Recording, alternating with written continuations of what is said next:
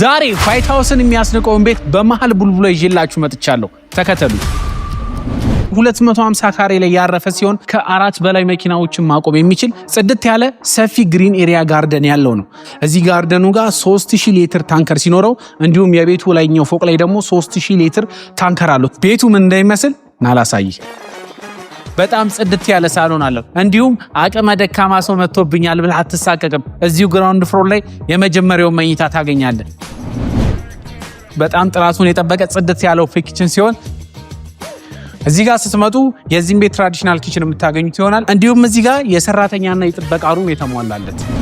አሁን ደግሞ ፈርስት ፍሎር ላይ ወተን ያሉትን መኝታ ቤቶች የምናየው ይሆናል። ተከተሉ። ከማስተር ቤድሩም መጀመሪያ ይህ የምታዩት የልጆች መኝታ ሲሆን የራሳቸው የሆነ ጽድት ያለ ሰፊ የሆነ ባልከኒም አለው። ይሄ እንደነገርኳችሁ ማስተር ቤድሩም ነው። እሱን ግን በኋላ ነው ማሳያችሁ።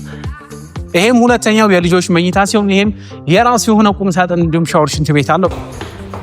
እንደምታዩት ሁለተኛ ፎቅ ላይ ስትወጡ በጣም የሚያምር የሆነ ላይት ያለው ሲሆን እዚህ ጋር የልጆች መኝታ የምናገኝ ይሆናል። እያንዳንዱ ክፍሎች የራሳቸው የሆነ ቁም ሳጥንና ሻወር፣ ሽንት ቤት ያላቸው እንዲሁም ጽድት ያሉ ባልከኒዎች አሏቸው።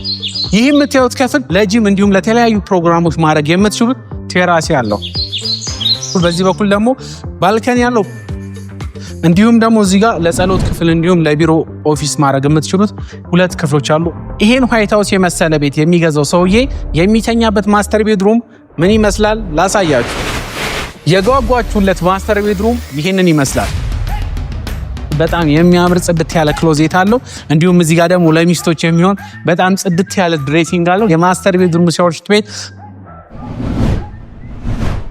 እንደምታዩት የማስተር ቤድሩም ቪው ይሄንን ይመስላል። የዚህ ቤት መሸጫ ዋጋ 80 ሚሊዮን ብር ብቻ ነው። መታችሁ አይታችሁ መደራደር ደግሞ ትችላላችሁ። እንዲህ አይነት የሚሸጥ ቤት ያላችሁ ሰዎችም ደውሉልን። በፍጥነትና በቅልጥፍና ወደ ገበያው እንሸጥላችኋለን።